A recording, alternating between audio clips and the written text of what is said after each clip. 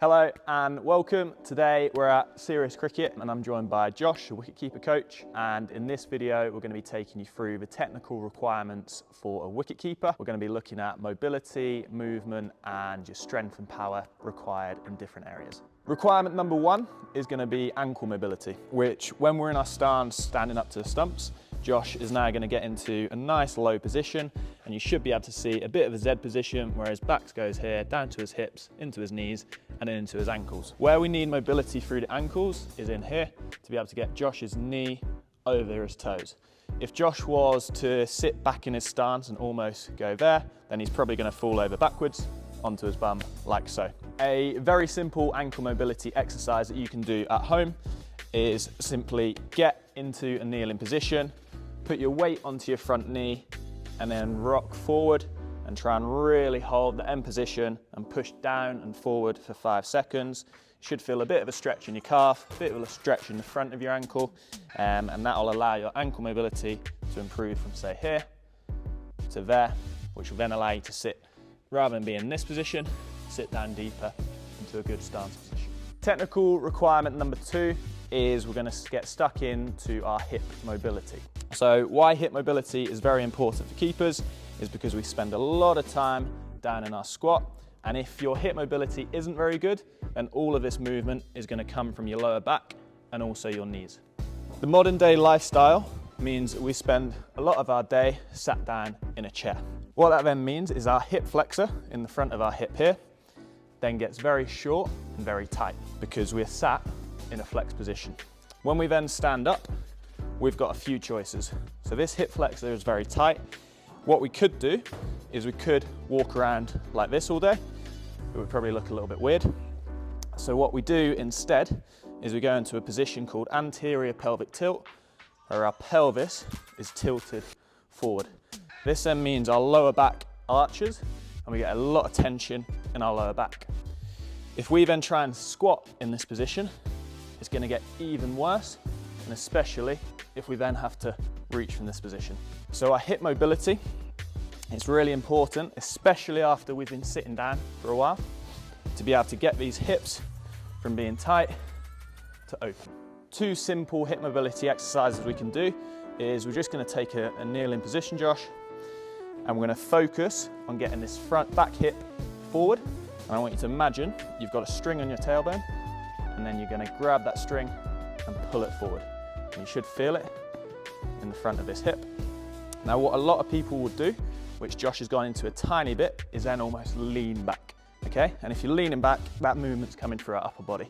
So we want to keep this nice and strong and then just allow our hips to go back and forward.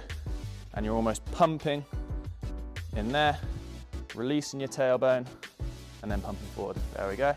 Hold it for a few seconds, release and pump. Feel it down the front?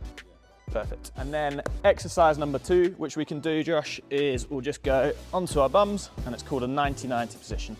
So we'll go hands behind us, heels in there, then we're going to drop our knee to our heel. So you just bring your heels in a little bit closer to you. There we go, cool. And then we should then kind of make 90-degree angle in this knee and 90-degree angle in that knee. And then we'll just swap side to side to start with, keeping our heels on the floor.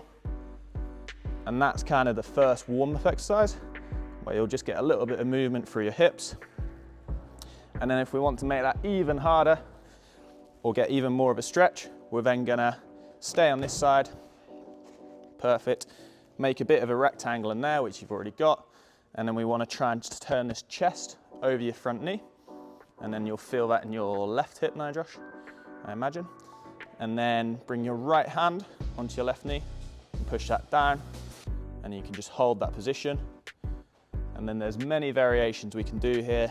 We can lean forward, we can lift, we could even try and rotate from that position.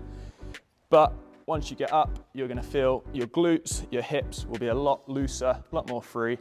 And rather than sitting in a position like this with that anterior pelvic tilt, you have to sit deeper into a comfortable stance. Our final area where we want mobility as a keeper is through our thoracic spine. So if you imagine this stump is my spine, then from here to here is called my lumbar spine. Here to here is my thoracic spine. here to here is cervical. So we want to be able to have a very mobile thoracic spine, so this kind of mid-back region. There's two reasons for this. The first is we can get very hunched as a keeper, so we can be in this position, and then you can see my back all round a little bit. You get very tight through the shoulders, very tight through the neck, and also tight through all of the back. So we want to be able to open up our back and sit into a nice straight position, where our back is in a nice straight line, once again in that Z position. And secondly, we want to be able to rotate for our thoracic spine to access these awkward catching positions.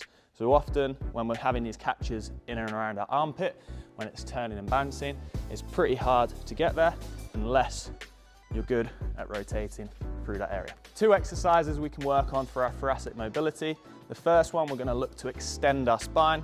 So we're going to sit on our heels, Josh, and then we're going to do a child pose. So we're going to reach forward as far as we can. We're just going to hold that stretch, and Josh is going to make himself really long through this part of his back. And another thing you can do to make that stretch even better is you can take a deep breath in and then breathe out for 5 to 10 seconds. Try not to make yourself faint. And then at the end of that breath, just wiggle your fingers forward a little bit. You'll get a bit more extension and a bit more of a stretch. And you might feel it around your armpits and all of your lats releasing. Why? That's interesting why that is as well. So when you breathe, so your diaphragm obviously makes you or helps you breathe, and that is attached to kind of every single muscle around here. So when you breathe in, you're basically contracting those muscles, and then by breathing out, you're actually releasing them. So just by staying still, but breathing well, you can stretch, which is very, very helpful to me. Exercise number 2, we're then gonna focus on our rotation. So we're gonna go kneel in position, take our hands on our opposite shoulders, elbows level with our shoulders, and then keeping our belly button pointing forward. And our knee still, we're gonna rotate in to our knee and hold that, and you'll probably feel a stretch down your side. Then back to the start. And once again, if we wanna make this get even more rotation, we're gonna take a deep breath in, rotate with a hold, and then breathe out, and then rotate an extra inch and come back to the start. So big breath in, rotate and hold, big breath out, and then get the extra in, like so. Our next technical requirement of being a really good wicket keeper is lateral movement. So by lateral movement, all we need is moving side to side. Lateral movement is probably the sexy part of being a wicket keeper. It allows us to move side to side explosively. And if we break that down into different stages, we've kind of got a few different elements that we need to train. The first is our strength for our lower body. If we can have a stronger lower body, we can put more force down into the ground. Ground is then going to give us more force back upwards. We need that strength in our quads, our glutes, and especially in our groins, because that is then when we're moving side to side, these are going to engage. And the second key element is then power. So we don't only want to be strong in this position, we want to be able to move from this position with speed and with a high rate of force development. For our strength, for our groins, a really good exercise that you can do is something called a Copenhagen. So you will have seen a side plank exercise, which gets in your side, obviously, but a Copenhagen is a little bit harder and will challenge this top leg. So a half Copenhagen, you're gonna pop your knee on a chair or your sofa or anything you've got, and we're just gonna raise up and take our hips to the sky, and you'll feel it in this groin. If that's too easy, which it probably won't be for about 20 to 30 seconds if you've never done it, if that's too easy, you can then do a full Copenhagen, where you pop your foot on the chair, and then you come up here and hold, try and drive your hips forward and up, and you'll really feel that inside groin engage. The other key lower body exercises to really nail for your strength are obviously your squat, which you can load with a barbell. You could even do it with a trap bar, a goblet, a dumbbell, whatever you want. Just get comfortable squatting and get strong squatting. And your final key movement pattern is a lateral lunge. So where you're going to the side and you're sitting into this position and really getting that stretch through your groin.